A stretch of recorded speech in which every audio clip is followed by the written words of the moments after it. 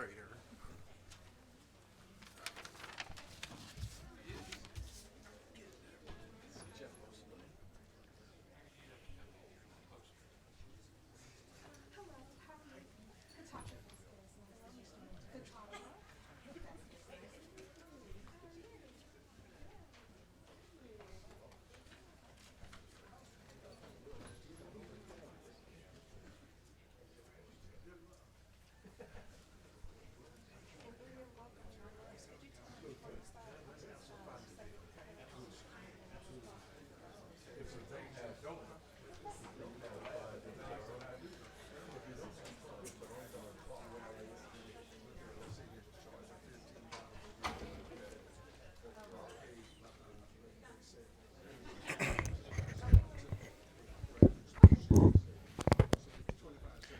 All right. Good morning, everyone. I didn't quite hear everybody. Good morning, everyone. All right, much better. Now, for the sake of the program, if you could, anybody more interested in getting a little bit closer, can we squeeze up a little bit? There's plenty of room up front, so you don't have to be scared. There's no one here to bite you. Well, again, my name is Aaron White, and it is my honor as the president of the Oak Ridge chapter of Blacks in Government to thank you and welcome you to the 22nd annual Blacks in Government Scholarship Luncheon. As president, I know I have big shoes to fill and would like to thank all the former past presidents for their work. And furthermore, I would like to recognize the contributions of all the members of BIGS for all of their work to put on this event. So anybody who has worked on behalf of the organization, could you please stand up and so we can recognize them? Okay, everybody. I know there's more people. And a lot of them are out in the lobby still working, so I just wanted to be sure to recognize them. So, as the focus of today's talks are African American memories, I would like to bring up this brief point. September 3rd, 1993, the Department of Energy Oak Ridge chapter of Blacks in Government was chartered. The focus of this organization was and still is centered on the belief that all people in government should have the opportunity for full, complete, and equitable access to jobs, education, advancement, housing, and health services, and that we must have a recourse in adverse situations without discrimination because of race. We also stand to be a mechanism for inclusion, growth, and power for all present and future employees in federal, state, and local governments. Today, this organization, in concert with the Black Employment Program, provides an additional means for communicating views and services which contribute to improved government operations, personnel management, and employee effectiveness. So, without further ado, I would like to ask Acting Deputy Manager John Schwery up to give his welcome, and the rest of the speakers will follow as the program is set forth. So thank you.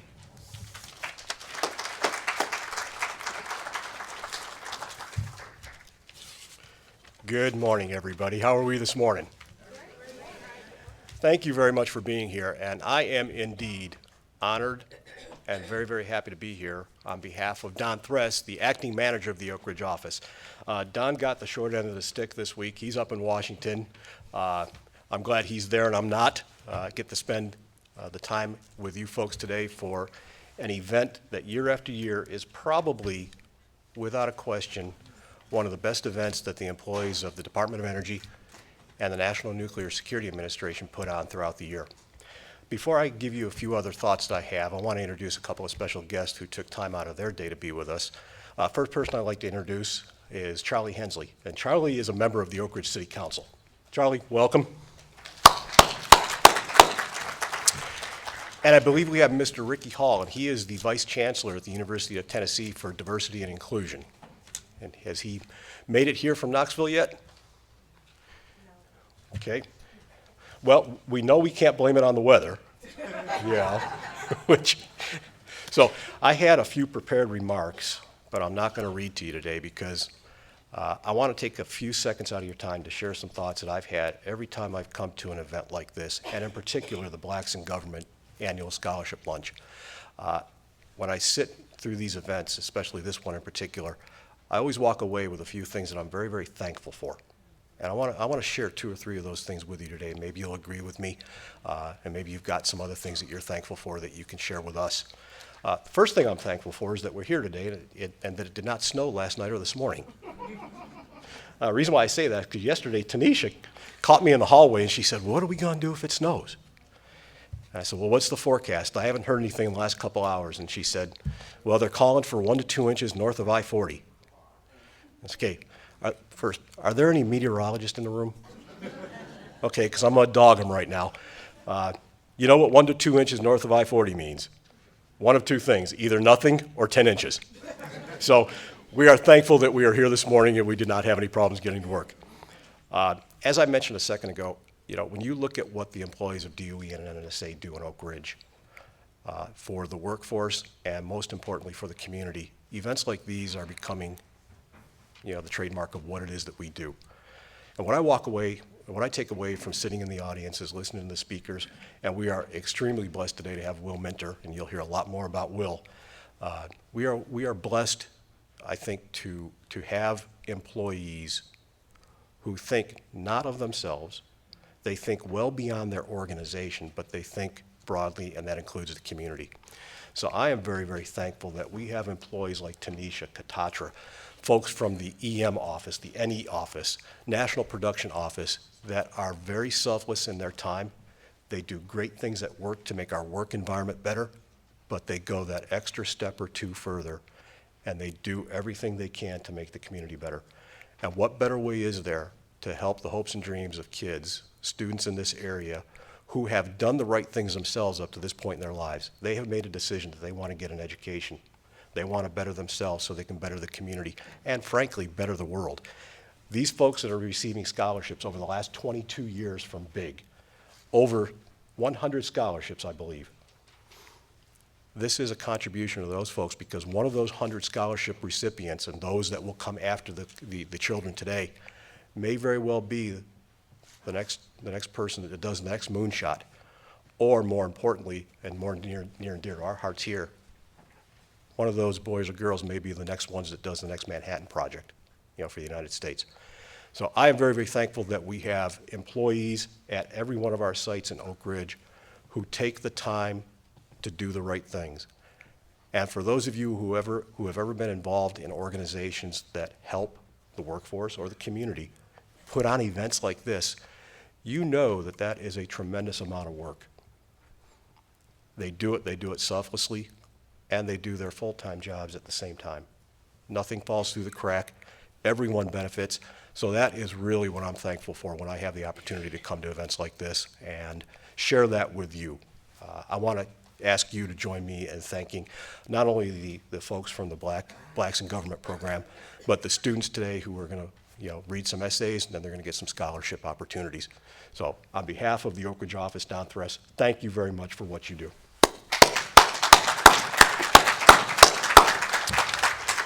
It is my distinct honor to now turn over the microphone to Jeff Bousselet, who is the manager of the National Production Office in Oak Ridge.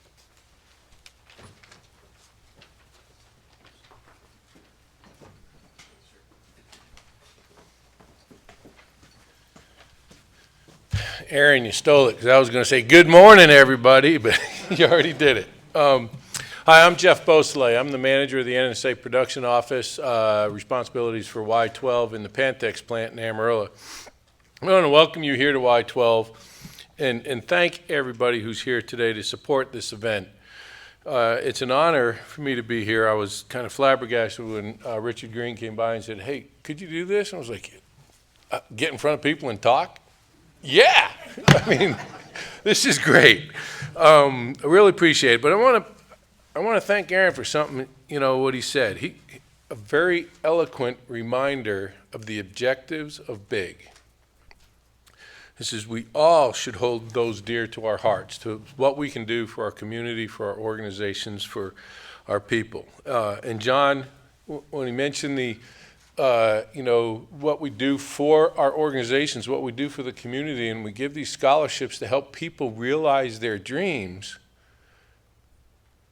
and they will give back to the community and to the organization and continue to grow that snowball of capabilities and opportunities for others to grow. Many have benefited through the work of Blacks in Government. An organization has a long tradition of supporting and encouraging education and have made scholarships a priority. Thanks again to all the sponsors who make this event and these scholarships a success. It's without these sponsors, we wouldn't have the success. And remember my comment earlier, they'll give back. Those people will work for those sponsors and they'll continue to propagate this organization and the benefits to the community and our youth, untold. I know that these students will take full advantage of these opportunities. They will grow and they will deliver. As we continue to honor the memory of Martin Luther King Jr., it's important to hear his thoughts on the importance of education. He said, "The function of education is to teach one to think intensively and to think critically. Intelligence plus character is the goal of true education." And also among his many quotes, he said, "Life's most urgent question is, what are you doing for others?" And that's what this organization does. It looks out for others. These are important thoughts for all of us to reflect upon as we enjoy this luncheon and this time of fellowship. And I look forward to hearing the remarks from Mr. Minter, the keynote speaker today, who will highlight the contributions of African Americans to the Manhattan Project. His remarks are particularly timely in light of the creation of the Manhattan Project National Historic Park. And again, thanks for participating today. Special thanks to all those people behind the scenes who have made this luncheon possible and, I am sure, a success. Thank you.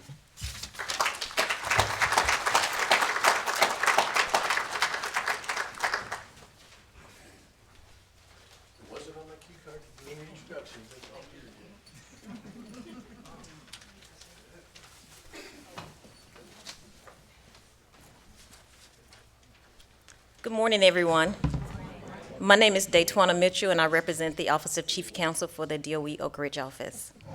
One of the things I've always enjoyed about the big annual scholarship luncheon is the middle school essay contest that we have. And in December of every year, we send out solicitations to 40 different middle schools in the area and ask for the middle school students to submit essays for our essay contest. This year, the theme that the students had to write on was Hallowed Grounds, Sites of African American Memories. And once we got all the essays in, we had a group of folks at work to judge these essays, and they came up with 3 first, second, and third place winners of the essay contest, and we would like to recognize those students at this time. We try to get the students here, and I'm not for sure if the students are here. I'm going to call your name, and if they're not here, if there's someone here that can represent them, that would be great. But I'm going to call your name, and when I do, please stand. This year, our third place winner of the middle school essay contest is Davion Littlejohn. If he is here, please come forward, or if someone who is representing him can please come forward.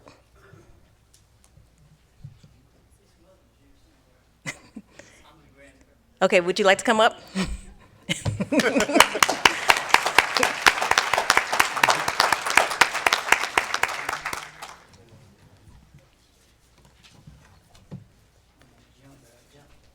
Oh, yeah, I know that story.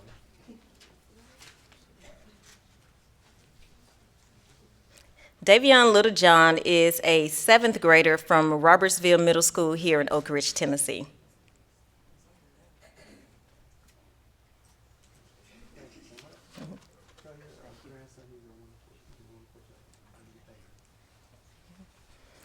Our second place winner is Maya Harris.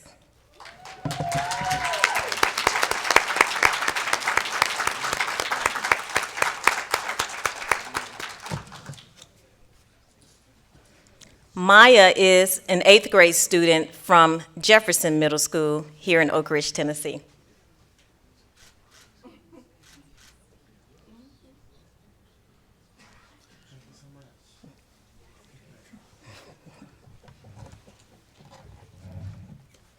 And our first place winner is Monica Johnson.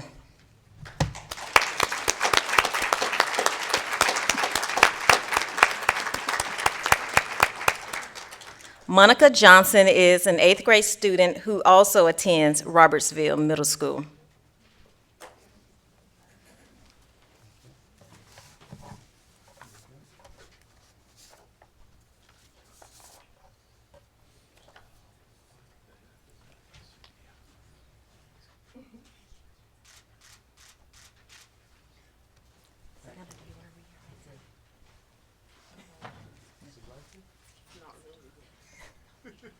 Okay.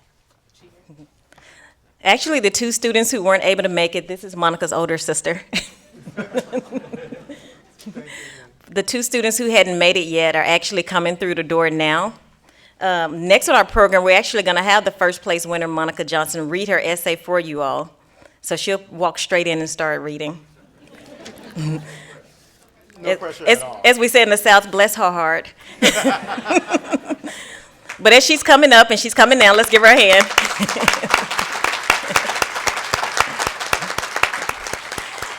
As she's coming up, I want to thank the group of attorneys in my office who go through the essays each year and judge them, and we've given them also certificates because that's a lot to do in the middle of doing your regular work. So we want to thank them for the work that they do and put in for these essay contests. And we want to encourage the young people, if you all know other middle school students, to each year, this contest is here each year, to also participate and include essays is a good way to not only win awards, because they do win not only certificates but monetary awards, but also to get to know your history.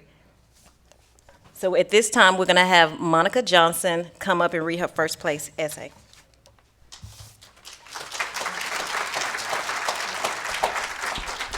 Thank you. Hallowed ground sites, sites of African American memories. It's the summer of 2013 and time for my family vacation. We usually go to Myrtle Beach, South Carolina every year, but not this year. This year's destination will be Isle of Palms. Have I ever been? No, but I heard great things and I'm ready to experience the scenery. The only concern I have regarding the trip was there didn't seem like much to do outside of beaching around all day. I decided to do a little research on Isle of Palms and check out the local entertainment, in hopes of finding mini golf, an arcade, maybe an amusement park, a mall, most of all, some good eating. At this point, I'm searching for anything the slightest bit entertaining.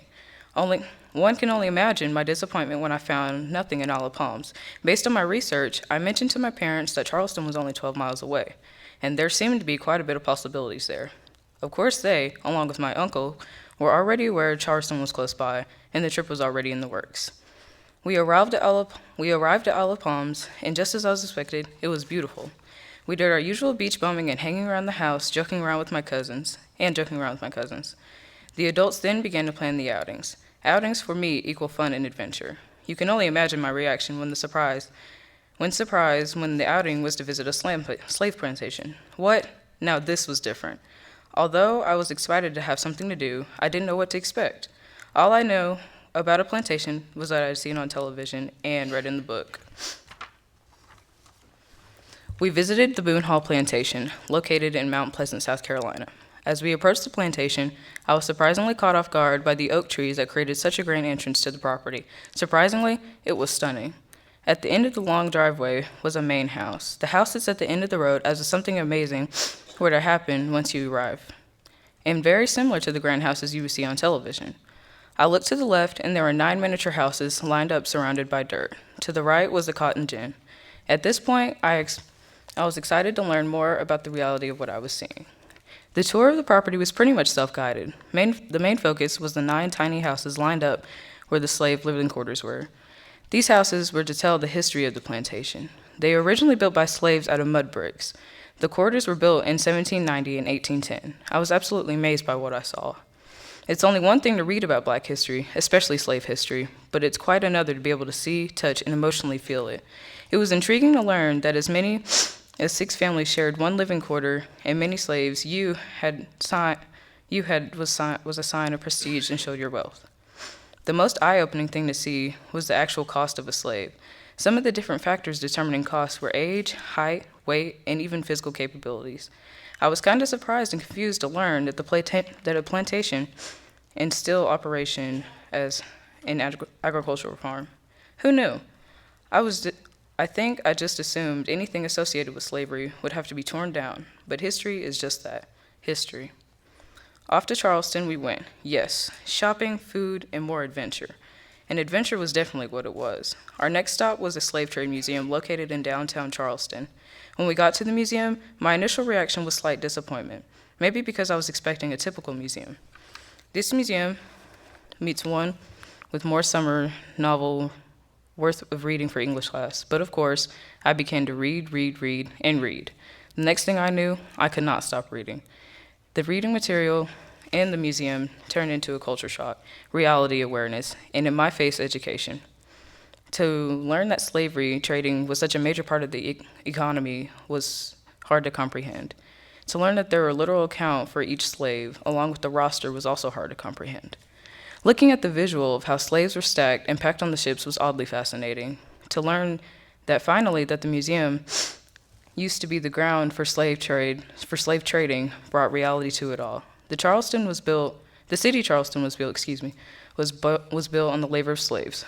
40% of enslaved African Americans were brought to the United States past the Charleston harbor. It was very interesting to learn that Charleston's largest money-making crop was rice.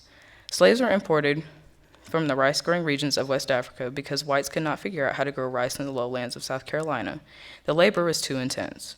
The labor of blacks made South Carolina one of the wealthiest colonies.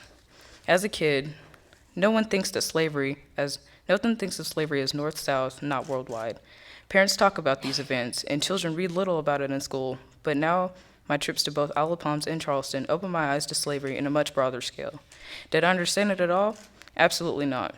But what I do understand is that there's more Black history and more Black culture than slavery. This trip made me ask questions and better educate myself on the contributions of Black, including my own contributions of my own. Thank you.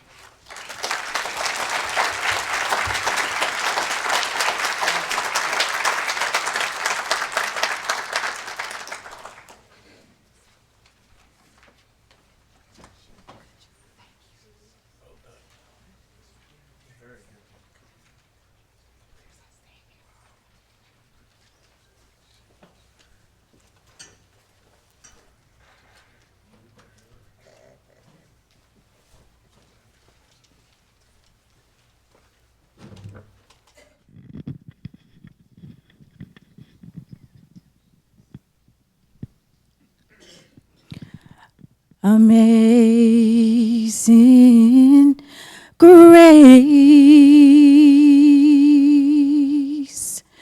shall always be my song of praise. For it was grace that bought my liberty.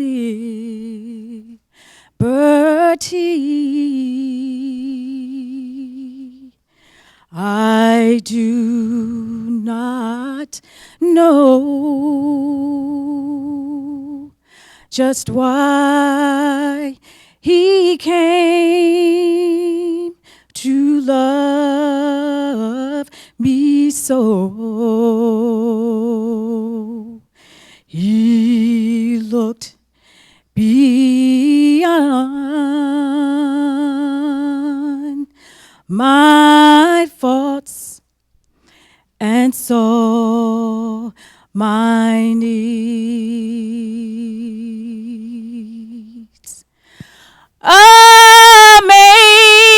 Amazing grace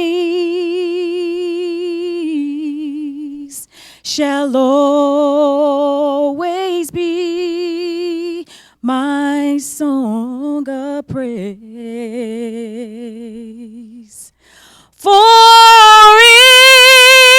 it was grace that bought my liberty.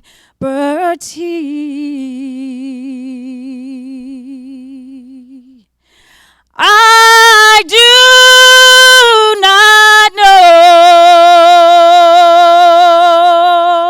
just why he came to love me so. He looked beyond my faults and saw my needs. I shall forever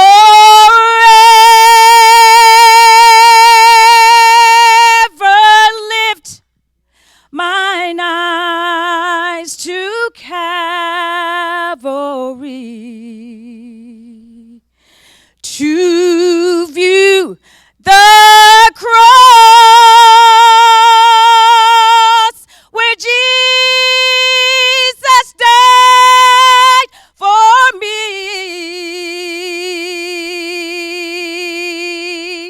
How marvelous the grace that bought my falling soul. He looked beyond my faults and saw my needs. I shall forever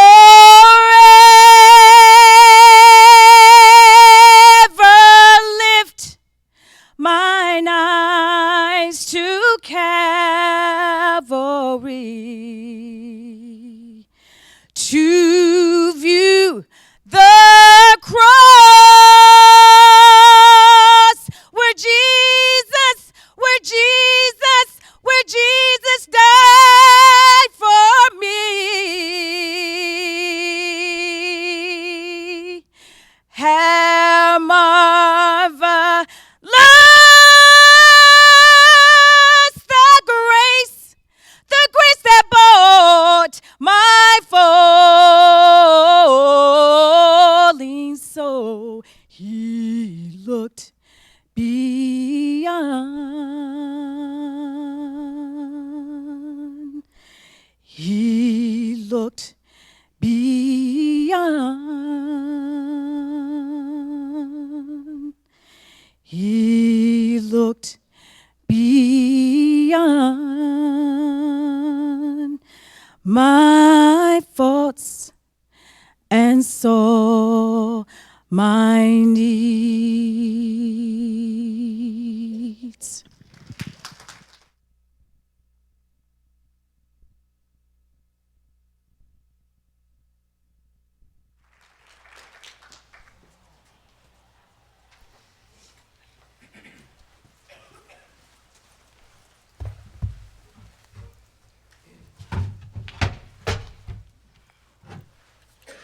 Hello.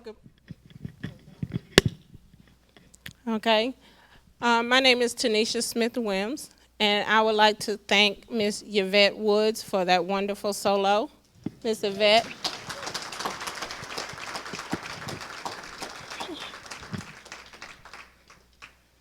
On behalf of Blacks in Government, we would like to present you with this token of appreciation. Thank you for helping make our program special.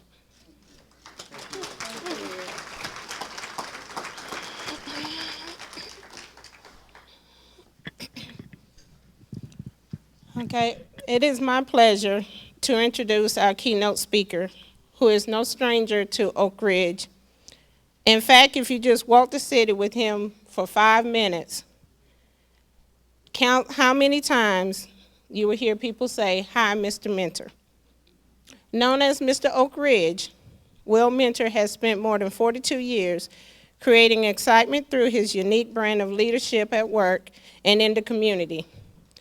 His new ideas infused major changes in Oak Ridge civil rights, small business opportunities, technology transfer, and advocacy for young and senior citizens. Will has an impressive list of civil accomplishments. He was the first African American to serve on the Oak Ridge Board of Education. There, he put in place the first strategic plan process. He was the first African American to win in a fully at-large election for city council, where he was elected vice mayor. There, he established resolutions on the Council Economic and Finance Committee. His Solar Dome entry won Best Idea for the World Fair contest and sparked the design for the Sun Sphere, known as Knoxville's signature landmark. He led the way in getting Oak Ridge to observe MLK Day. He proposed the Oak Ridge transportation system. He created a youth advisory board to build youth interest in politics.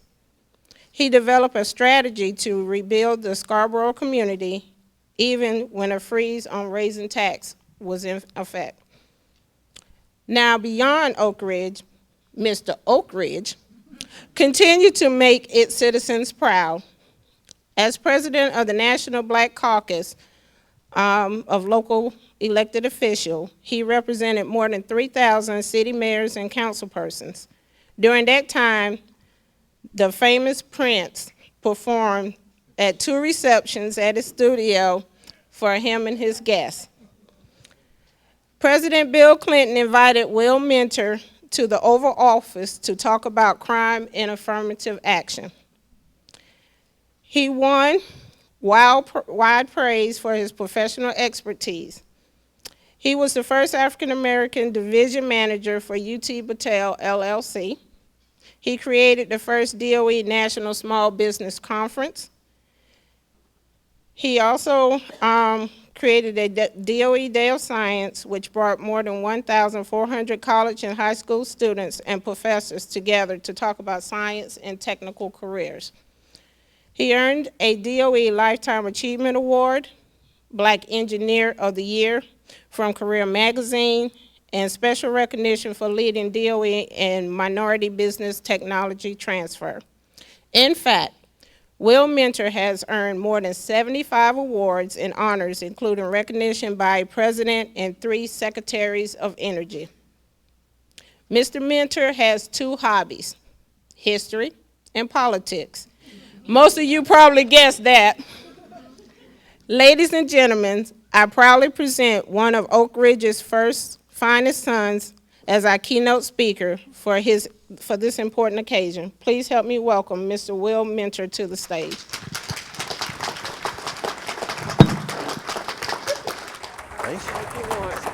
You have the lapel. Yes. Thank you very much for that introduction. Let me tell you, you left something out, and I want to tell you this because that's very important. I was sitting at home and I got a call from Alex Haley.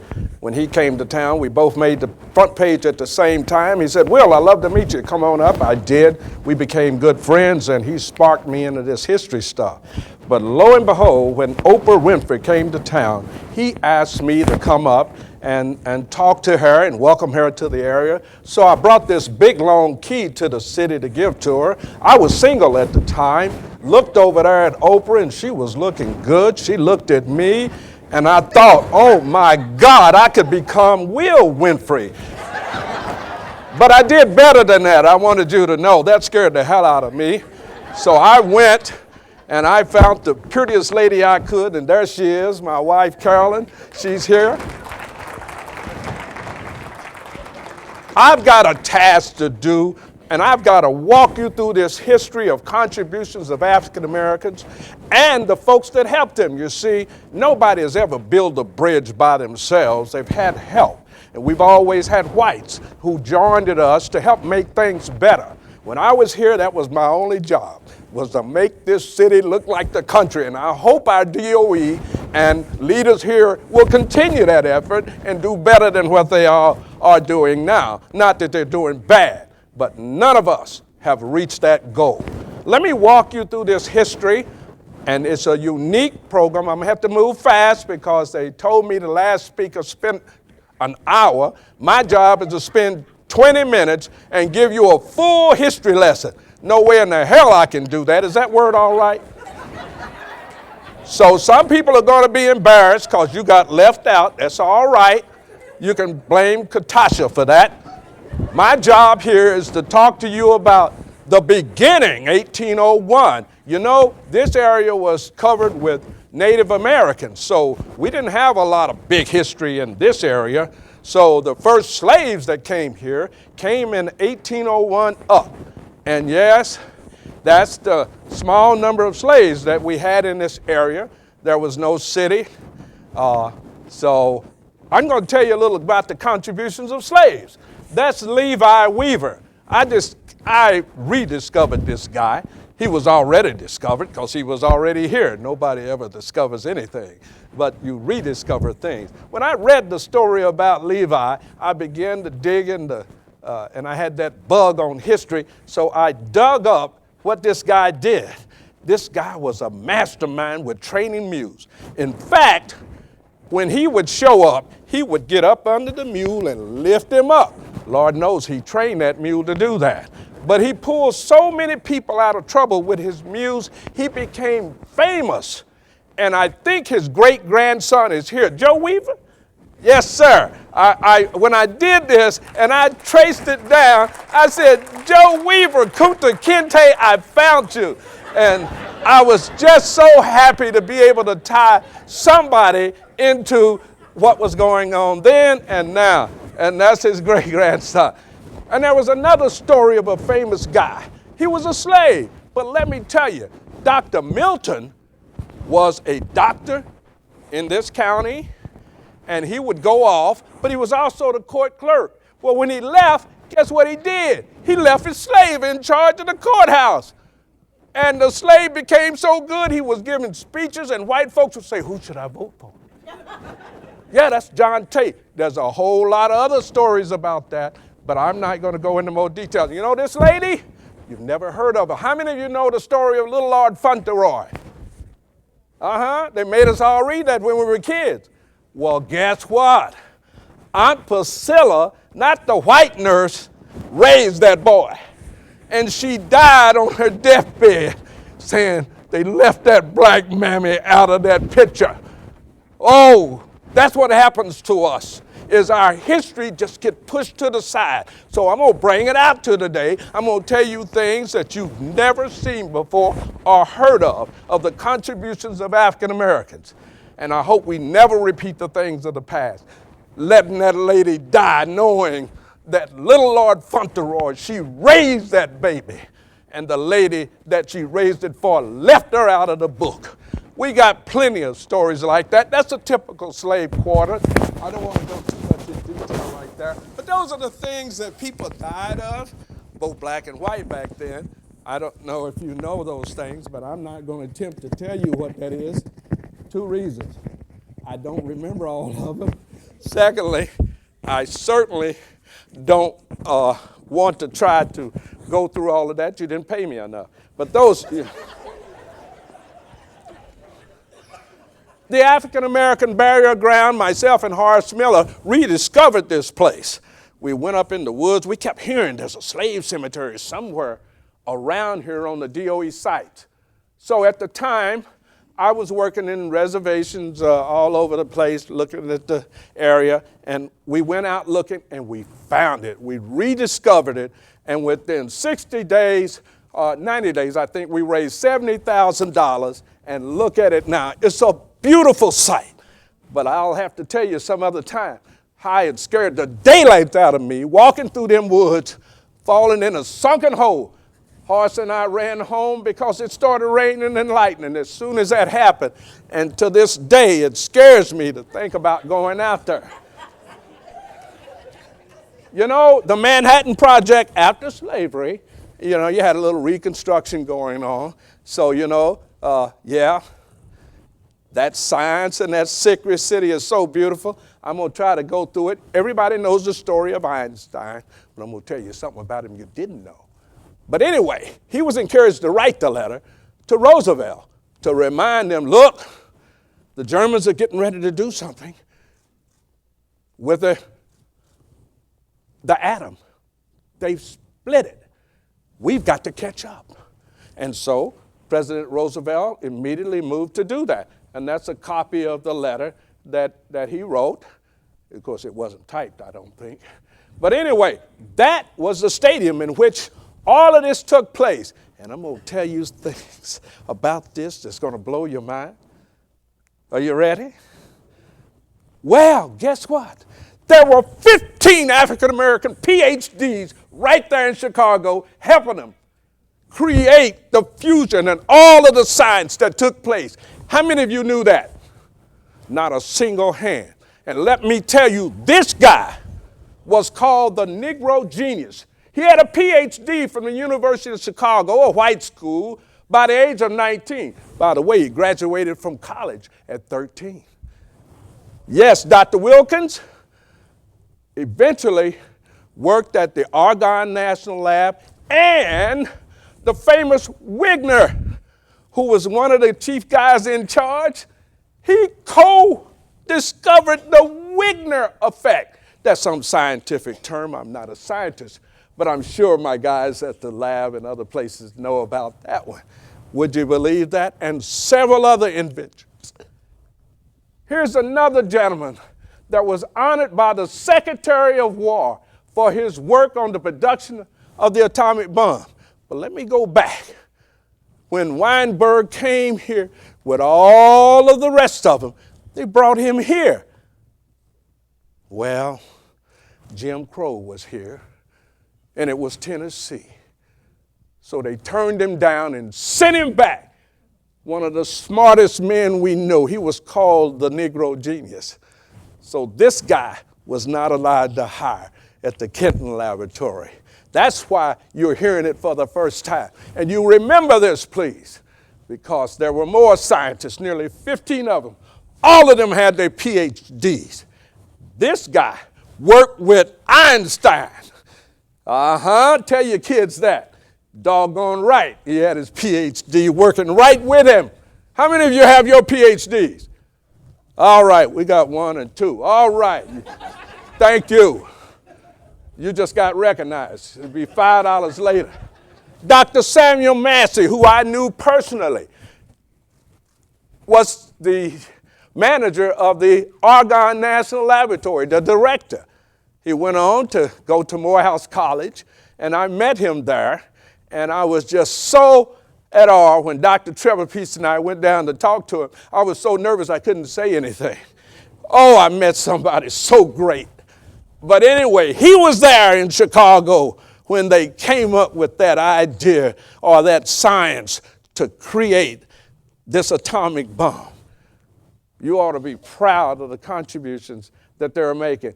Dr. Lawrence Knox, another PhD chemist. I won't go into details because I don't have that long, but William Knox also, and Modi Daniel Taylor, a chemist, all working there with all of the rest of the scientists in the stadium at the University of Chicago, where it all started before it came to Oak Ridge. Oh, you know that guy. That's General Leslie Groves. He ran the show. He was chosen to do it. And all of a sudden, once they created this research, enough to begin construction, Roosevelt gave them $6,000 to go study some of this stuff. And then they got a few more dollars. And all of a sudden, they were looking at this place called Elza, Tennessee. Elza, Tennessee. Well, it didn't have a name. Nobody was here. It was, well, there was somebody. There were farmers. They were so poor, they were dirt poor, living in the hills. And yes, there were African Americans. But most of them were called hillbillies. That's the first time I ever heard of a black hillbilly. So I told you I was going to tell you new things. So when the Atomic Energy Administration said, get the hell out of this place, Well, the black folks had to leave too. So they left. They had no water, no running water, except for wells. They had no electricity. This place was forgotten. And I got some more to tell you about that, but you did not pay me enough, and you only gave me 20 minutes. So all of a sudden, we're getting ready to leave, and that's how we live. The government came in and bought 59,000 acres of land, $60 to $70 an acre. 1,000 families were displaced. My goodness, that's a dinner. Isn't that something? All right, the housing units. The total housing cost was $57 million, roughly. In 1945, there was over 165 retail outlets in this area. I know you wished you had it now. The Anderson County population was 26,000, roughly, at the time in 1940. But by 1945, over 100,000 residents. Wow. I know if Oak Ridge had them now, you'd be running over. We'd have this place packed, and you'd have to build 2 more places. So the Muddy Boot days, everybody knows a little bit about that. I'm not going to go into great detail about that, but that's the way the doggone place looked. Yeah, and we were here too. In fact, we were the first workers to come. How you going to clear that dirt without African Americans doing the slave labor? Huh? You figure that out, and I got a horse I want to sell you. So we were here. Mr. Howard and a few others told me about how he was recruited, and they came here. They were making, most African Americans was making $1 a day. Now that's 7 days, $7. They came here and was making almost $40 a week. Woo! Like you died and gone to heaven. How you gonna spend all that money? That was tough. That's the housing units that they bought. They weren't labeled white only, but no blacks could live there. So they told the African Americans, well, Roosevelt wanted to have equal opportunity. Well, they did like they do today. They called it equal opportunity, but they said you can't bring your wife or your kids to town, but we got housing for you, and we're gonna show you what it looks like, and it don't look like that. So we had to move into a thing called Hutmans, but that's the inside of the white-only districts. Now let's go back and see where we live. Oh man, I was born in the projects. I used to call them condominiums. Everybody laughed at me, but you know, you can make a way out of no way. Yeah, and they did. Look here, Miss Katie Strickler, when I first started this, by the way, myself and Steve Stowe were the one that jump-started this whole idea about really doing something about the Manhattan Project in 2002. There wasn't nothing but talk going on. I wrote a play with me and a scientist dressed like the 40s, and we did it at the museum. All of a sudden, everybody went haywire trying to come up with it. It was kind of like the idea when I won the contest for the best idea for the World's Fair. 2 years later, this guy comes up and said, I developed the sun sphere. Well, he belonged to the Chamber of Commerce, which also sponsored the contest that I won. So I don't think he stole the idea from me. Maybe somehow while he was sleeping, he thought about it. So I always, but anyway, Miss Katie used to tell me, and she does, how she used to cook for her husband, because you see, we couldn't cook. Now, she couldn't live with her husband, but how she cooked? Those biscuits on those guards were so good to her, because she would give the biscuits to the guards to take their mind off, and she'd go in and see her husband, and all of the ladies figured out a way to do that. See, I got the real story. They called it the husband and wife story, but Katacha told me I can't get too detailed here what they was doing. But they was doing the husband and wife thing, whatever that is. You know, we never thought being poor was a big problem because we know how to exist like that. So we just figured out a way to do it. Isn't that so beautiful?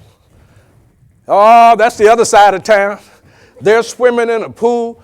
Oh, we never saw that. That's where we were, trying to figure out. We had justice. Now, I want you to slow it down and say it. Just us. You got it? All right. That's what we had. And that was fun. The ladies that came here worked real hard to try to make things happen. But let me tell you, we had a lot of white friends who didn't like that situation, who was brave enough to stand up and say we need to have fairness. And we still have them in this country. So I'm never down on any one group because sometimes we get a little haywire too. But anyway, we did the real work here. And let me tell you, I know these managers over here will tell you, they love the carpenters, the janitors, just as well as they love the scientists and the engineers. Because I'm going to tell you, the mess some of us leave behind, somebody got to clean it up so we can come in the next day and enjoy it. So I always looked at people, not what they were doing, but how they were doing it. And I think Martin did the same thing. We had over 8,000 women in a dormitory, yes, and a couple of thousand of black folks and the women in the hutments, and then most of them was single. That was kind of like heaven on earth. I didn't say that, honey. I'm sorry. But one incident I got to tell you, because I got to move real fast, keep my time up. I got about 10 more minutes, and I'm going to move like you never seen me. But one of the times, the ministers got mad, went in to see General Nichols. I think it was General Nichols. Yeah, I think it was General Nichols. Went in to see him and said, Mr. Nichols, there's a lot of men walking up in them dormitories, and we want it to stop. He said, okay, I don't have time to be fooling with y'all, but I tell you what, you go on in the room, give me a list of all the women. Brought the list in there and said, now, I'm going to get a list of all the men. All of a sudden, he looked back and the ministers were leaving. Hello, they were members of his church. He wasn't going to turn that in. That's a true story. And then the bomb went off, and all of a sudden, we were happy. The Knoxville people were proud of us. They used to be jealous of us. By the way, things were so bad with the Southern women here. A mixed marriage at that time in Oak Ridge was when a Southern woman married a Yankee. That was true. Sure was. That was a mixed marriage. Because they didn't play that stuff here in these hills up here in Tennessee. And the war is over, and things didn't stop. Notice how great it is. When the Atomic Energy Mission came out, and I missed a few years, I met Dixie Ray Lee walking down, and there was this tall, handsome black guy walking with him. I said, he might be the chauffeur. And Mr. Jenkins said, no, I'm the technical advisor to Dixie Ray Lee. How many of you knew that? One of the smartest men in the world. There's a guy out there, Mr. Pettis, I think that's who it is, said, I knew Mr. Jenkins. You're doggone right. He was a technical genius who she named his technical advisor. And when she didn't show up at the meeting, she sent him. That's kind of like Dr. Trevor Peace sending me all over the country to speak on the superconductor super collider. Man, I said, I'd come back to the lab, thought I'd died and gone to heaven because none of you knew that. But he did. Wow, I said, this man's crazy. But I found out the subject. I knew the subject so well. I did a pretty good job with Edward Newman. In fact, he coined me as Dr. Wilt Mentor. I said, I don't have my PhD. He said, you do now. But anyway, Mr. Jenkins passed away. And he also, when Dixie Ray Lee, who was over the whole Atomic Energy Commission, went to state of Washington to become governor, she reached out and got that guy. Yes. And guess what? You see this little lapel? It's the city. Hensley, you know about it. Yeah. This little lapel here, the pin of the atom and all that stuff, this guy designed it. He worked for the Department of Energy Oak Ridge operation, and his name was Nat Johnson. He designed the very seal of this city. The day I was elected in city council, I looked behind and saw that seal, and I saw a strange name at the bottom of the seal. I turned around, and it said carved by. I said, carved by? It's a wood emblem. I had him correct that, and now you can go down there and see Nat Johnson, designed by, and that is better because he created it. Yes, old Nat Johnson. And guess what? We have some crazy interns here. That was Marion Barry, PhD chemist. He got carried away with the chemistry. But he was a good person. I met Marion, and I said, man, you did great. Here, I'm going to tell you a little bit about some of the people that are still making contributions here, because my job was to go from day one to today as close as I could. But it's hard. Chemical engineer, I'm a Tay-Tay. Love that guy. Plenty of patents going on. Yeah, and you know this guy, Harold Connor. He was one of the first. I remember him as a young engineer. I was just so proud of him and all of his accomplishments. I wished I could tell you everything about this guy, but I'll give you a second just to read it. Yes, he's vice president now of UCOR, I think. Is Harold here? No, he didn't make it. That's all right. I don't want him thinking that I think good of him, and I do. Bill Huff, the first professional employee to be hired by the Department of Energy or the Atomic Energy Commission at the federal building. Oh, I dug deep. I'm giving you a thing. And I love this guy. I used to hate affirmative action coordinators because they had white managers who didn't want to do anything but play the game. Well, I didn't know how to play no game. I was born in a project. I was poor when I got here, so I didn't mind losing. So I spoke up. And that's why people appreciate you when you stand on your own 2 feet, especially when you got a little smarts about yourself. Yeah, and I don't mind telling you I got a little bit. I'm retired. But anyway, this guy and I created, with his help, the largest outreach to HBCUs ever before held. But I didn't just limit it to black colleges and universities. Hell, it was so doggone good, I got a call from MIT. They very seldom visit here. They said, can we come? I said, you certainly can. Had Vanderbilt here, UT. Those kinds of things are not happening anymore, and I challenge you to do them again. There's nothing like reaching out to those that don't have access and giving them access. They'll do it themselves later. They'll come back as doggone good employees. That's Rufus Smith. He's tired. And his wife was one of the first directors of human resource divisions at DOE. I just wanted you to know a little bit about the scientists that were here that created and got patents. And Edwina Crow, my dear friend, first African-American female to be in Union Carbide's division, Engineers Career Program. I don't know if she's here. Wonderful lady, she is. Doggone it, I didn't want you to know I was saying anything about her. She can't golf. And that's a lie. It's the only lie I'm telling today. All right, Dr. Green, oh my God, he met his wife in my basement, partying. You see, we couldn't go a lot of places here, so I opened up my house. I said, y'all just tear the damn thing up. So every week, every month, we would have Crazy Thursday. How many of you ever came to Crazy Thursday at my house? Put your hand down, Larry, and don't talk.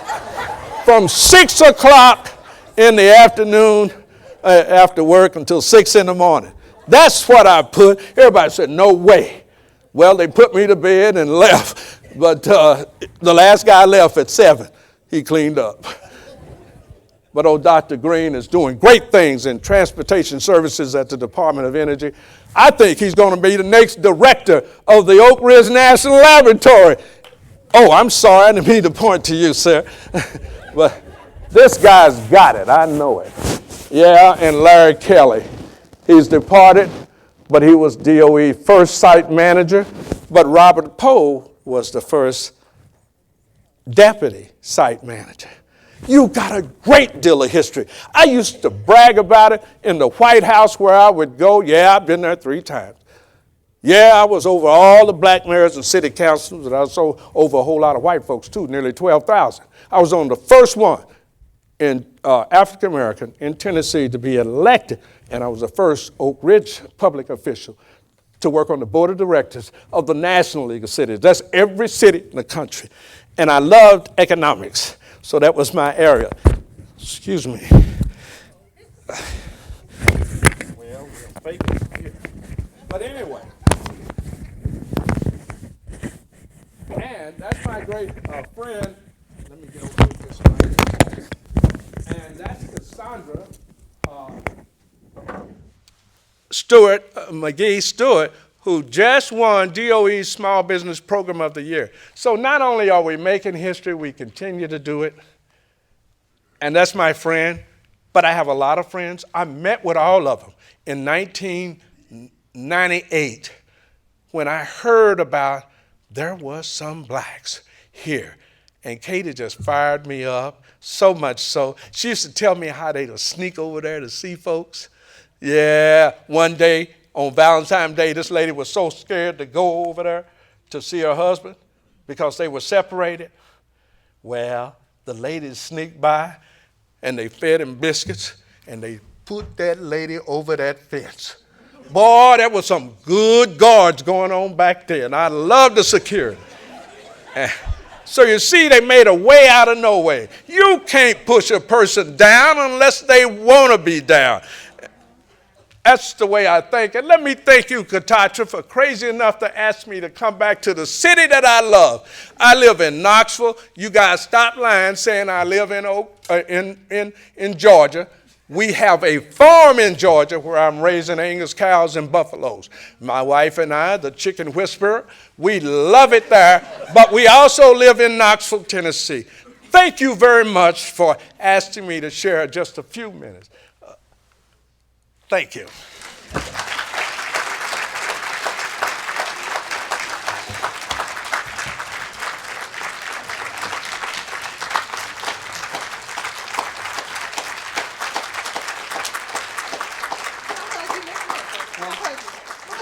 $5. You press that. This one? Yeah. Oh, thank you so much, Mr. Mentor. Here you go. Hold on, just a minute. Good afternoon. My name is Katatra Vasquez, and I serve as the U.S. Department of Energy's Historic Preservation Coordinator, and on this day, a very proud member of Blacks in Government. Prior to me providing my closing remarks, I would like to first thank Mr. Will Mentor for his very eye-opening, there's some stuff I did not know. You know, and I'm the Historic Preservation Coordinator, you'd think I would know that, right? But there's his very eye-opening and very educational presentation on African American, our imprint on the atomic city here in Oak Ridge. And we have a special plaque for you.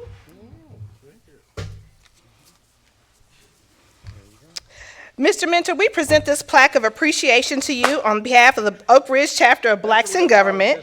We thank you for all of your efforts, both locally and nationally. And we sincerely appreciate you for accepting our invitation to be our 2016 Blacks in Government Scholarship Luncheon keynote speaker. You did an awesome job. One more time for Mr. Mentor.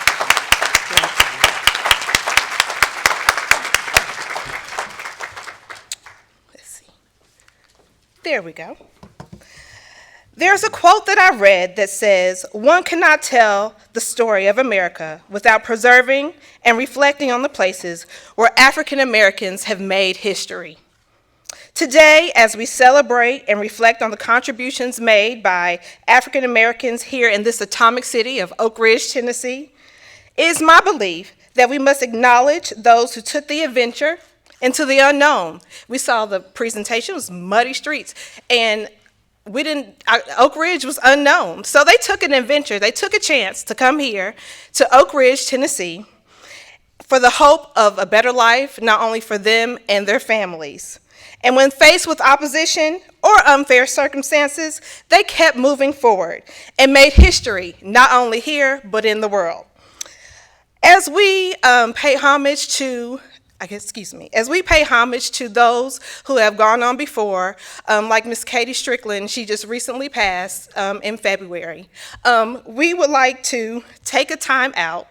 She's one of our heroes, so I get caught up. But we have our children here today, and we just want to pay homage to her and those other folks that paved the way for us. We have a couple members in the front of the Clinton 12, and we have some Manhattan Project workers that were here today. If you could just raise your hand.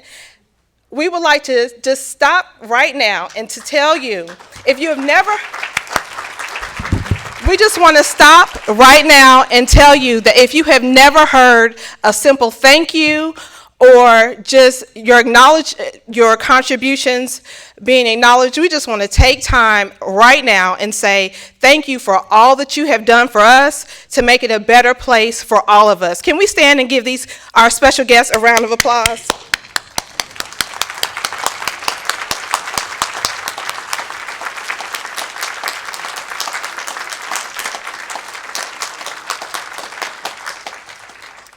Thank you so much. Before I take my seat, I just want to let you history enthusiasts know, like Mr. Mentor is a history enthusiast, 2016 is definitely an exciting year for a couple of reasons. This year marks the 50th anniversary of the National Historic Preservation Act and the centennial celebration of the National Park Service. The Black History Month national theme, Hollow Grounds, Sites of African American Memories, was selected to serve as a centennial celebration, to recognize, the centennial celebration of the national park and their historic sites. As some of our previous guests may have alluded to, did you know that on November 10th, 2015, one of the Manhattan Project National Historic Park sites was established right here in Oak Ridge, Tennessee.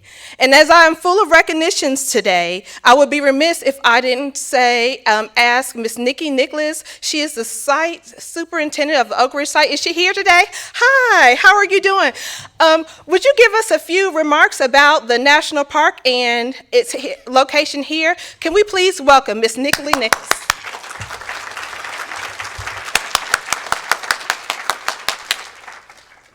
Thank you so much for coming. Thank you for inviting me. If you would just give us. Sure. She's going to give us just a brief overview of our national park that is here. There's a Find Your Park campaign, and we have a park right here. Nikki? Thank you. Well, hello, everyone. Thank you so much for giving me a few seconds. Can you hear me, or do I need to be behind this podium? Mike. All right, then. Well, I know that I am between here and lunch, but I just want to tell you, this is your national park. This is your national park, and it's just getting started. And this is an opportunity to make sure that the entire story is told of what happened here in Oak Ridge and all the things that happened here, what it means for science as we go into the future. So I am really looking forward to getting to meet anyone who wants to talk to us about the stories, our staff. I would love to see people in Oak Ridge apply for the jobs here. I would love to see people volunteer for the park. So I want you to know that this is your national park, and I'm looking forward to talking to anyone who wants to talk to us and anyone who wants to participate and be a part of the park and move forward in the future. Thank you so much.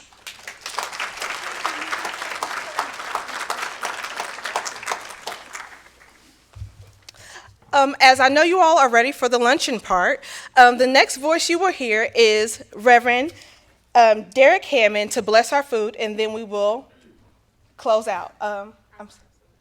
Real quick comments, because I know we're ready to dismiss, but real quick comments by our treasurer, Ms. Tanisha Smith-Wims.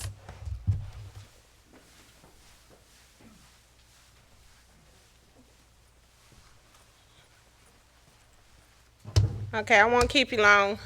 During the month of February, Blacks in Government sponsored a trivia contest, and I wanted to take this time to acknowledge the winners of our trivia contest.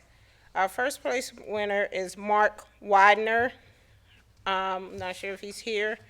But our second winner is Lisa Carter, and third place winner is Leon DeQueller. We will have gifts for them back at the office. So thank you so much for participating. Also, at this time, I would like to take time to recognize our sponsors. As stated earlier, this event cannot be a success without the help and sponsorship that we receive from corporate sponsors. And if you don't mind, I would like a representative to come down real quick and be acknowledged. Consolidated Nuclear Security, LLC. If you would go down there, up front, go down. H&T Enterprises.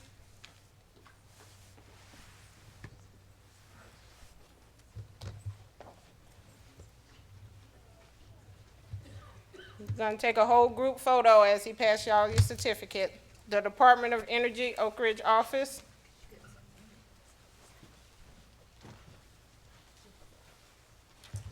Oak Valley Baptist Church.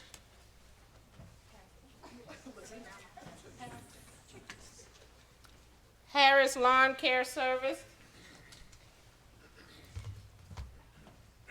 Oak Ridge Associated Universities.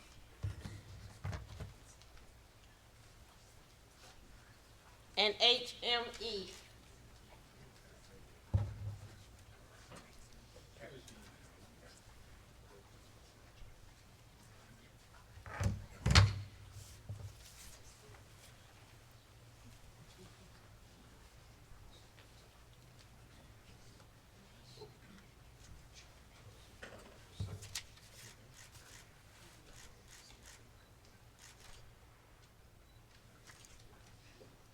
Okay, and thank you so much for your sponsorship. And one last word before you get the prayer release for lunch. The food line, there are 2 food lines set up out in the atrium. The first line away from the window, closest to the auditorium, has the entree for vegetarians. So if you're a vegetarian, please go to that line so you wouldn't have to cross back over. So it'd be 2 lines with the same entree, except vegetarian entrees are on that first line, okay? Without further ado, we'll have our prayer. And again, thank you for attending. Amen. Again, thank Brother Mentor so much for an enlightening presentation, and thank you for opening the doors, not just for yourself, but for leaving them opening for those who would come after you. So thank you so much. Also, again, congratulations to all of the recipients of the awards on this morning. It certainly does my heart good to see that and to look at that. Let us bow. O Lord, our Lord, how excellent is thy name in all of the earth, Father God. We thank you so much for this opportunity, Lord God, to be reminded of just how far you have brought us down through the years, Lord God. We also thank you for the opportunity to sow seeds into those who will be coming after us, Lord God, that we as a community might reap from the harvest that may be yielded down the road. We do thank you in advance for that which you've already done. Lord God, we pray that you bless the food, Lord God, bless the fellowship, and bless the loving hands and hearts that have taken the time to prepare it on this morning. It is in your Son, Jesus Christ's name we pray. Amen. Amen.